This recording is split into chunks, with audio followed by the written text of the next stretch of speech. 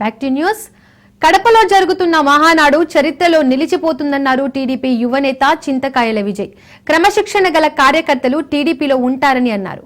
చంద్రబాబు నేతృత్వంలో కూటమి ప్రభుత్వం ఏపీని స్వర్ణాంధ్ర దిశగా అభివృద్ధి చేసిందని అంటున్న చింతకాయల విజయ్తో మా ప్రతినిధి Kranthi face to face. Mahanadu దిగ్విజయంగా ప్రారంభమైంది. ఇప్పటికే గడపంతా కూడా పసుపు అయిపోయిన పరిస్థితుంది. ఇది మహానాడుకి సంబంధించి సుదూర ప్రాంతాలు అటు ఉత్తరాంధ్ర నుంచి కూడా రాష్ట్రం నలుమూలల నుంచి మహానాడుకి పెద్ద ఎత్తున అభిమానులందరూ కార్యకర్తలు నాయకులందరూ కూడా తరలిస్తున్న పరిస్థితి. ప్రస్తుతం మనతో పాటు యువ నాయకుడు చింతకాయల విజయ్ ఉన్నారు. సార్ చెప్పండి, ఎలా సాగుతుంది?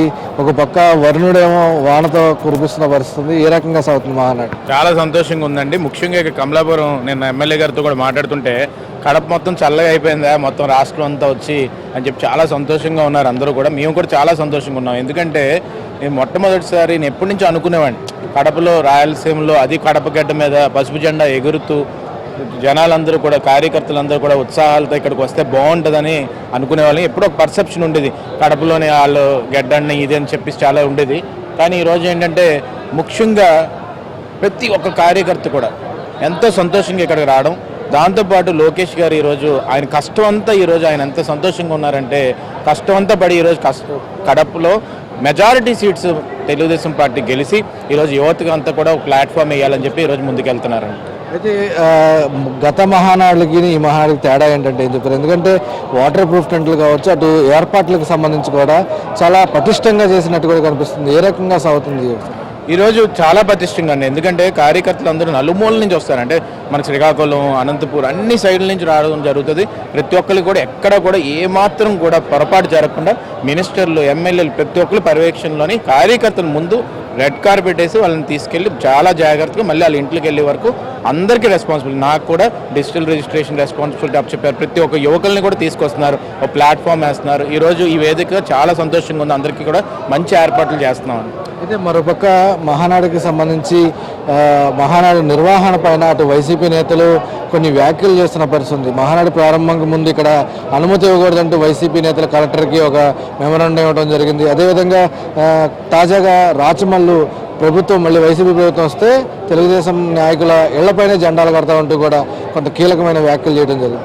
ఎలా అంటే ఈ వ్యాఖ్యలను ఎలా చూడవచ్చు? పర్టికులర్ వాళ్ళు వెన్నుపూసలో వణుకు అంటారు కదండి, అలాగే వణుకుతుంది. ఇప్పుడు లేకపోతే కోవిడ్ టైంలోనేమో ఆయన మాస్క్ వేసుకునేవాడు కాదు. నేను వెళ్తే మొత్తం అందరూ మాస్క్లు వేసుకుని కూర్చున్నారు. ప్రభుత్వం క్లియర్గా చెప్తుంది, అసలు కోవిడ్ని ఏమన్నా కానీ మరీ ఎక్కువ స్ప్రెడ్ అయినా ఏదైనా కానీ ఫస్ట్ నిలబడే వ్యక్తి నారా చంద్రబాబు నాయుడు గారు. క్వారంటైన్ గురించి ఆ రోజుల్లోనే మాట్లాడి ముందుకు తీసుకొచ్చిన వ్యక్తి.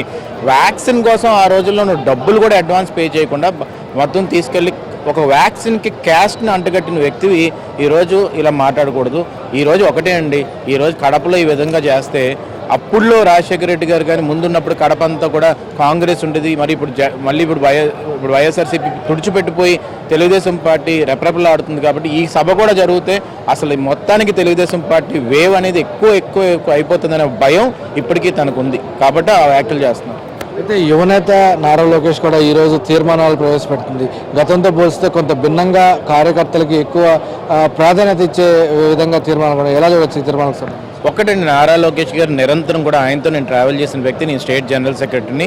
ఆయనతో నిరంతరం నేను అబ్జర్వ్ చేసిందంటే కార్యకర్త దాని మీద ఎక్కువ దృష్టి పెడతారు. ఎందుకంటే కార్యకర్తలు లేకపోతే పార్టీ లేదు. ప్రజలే నా దేవుళ్ళు, సమాజమే నా దేవాలయం. అది కూడా నందమూరి తారక రామారావు గారు అంటే కార్యకర్తలే ఈరోజు మొత్తానికి మనకి రూట్స్ లాంటి వాళ్ళని చెప్పి ప్రతి ఫస్ట్ నుంచి చెప్పుకుంటూ వచ్చారు. దాన్నే ఆయన భుజస్కంధాల మీద వేసుకొని మన పాదయాత్ర చేసినప్పుడు కూడా ప్రతి కార్యకర్తని పలకరించి వాళ్ళని గుర్తుపెట్టుకొని ఈరోజు క్లస్టర్ యూనిట్ బూత్ని కూడా పిలిచి బూత్లో ఉన్న కార్యకర్త ఎవరైతే హైయెస్ట్ మెజార్టీ వచ్చిందో వాళ్ళని కూడా పైకి తీసుకొచ్చే విధంగా ఈరోజు ప్రాసెస్ జరుగుతుంది. మొత్తంగా మహానాడుకి సంబంధించి పూర్తి స్థాయి ఏర్పాట్లు చేయడంతో పాటు రాబోయే 2 రోజులకు సంబంధించి కూడా ఎక్కడా ఎలాంటి ఇబ్బందులు లేకుండా మహానాడుకు వచ్చే వాళ్ళందరికీ కూడా పూర్తి స్థాయిలో సంతృప్తికరంగా, అదేవిధంగా మహానాడులో తీర్మానాల పరంగా అటు ప్రజలకి ఉపయోగపడంగా కూడా ముఖ్యంగా తీర్మానాలు ఉండేలాగా కూడా ఈరోజు లోకేష్ తీర్మానాలు ప్రవేశపెట్టినట్టు కూడా చెప్తున్న పరిస్థితి. ఇది ఇక్కడ పరిస్థితి. Voter studio.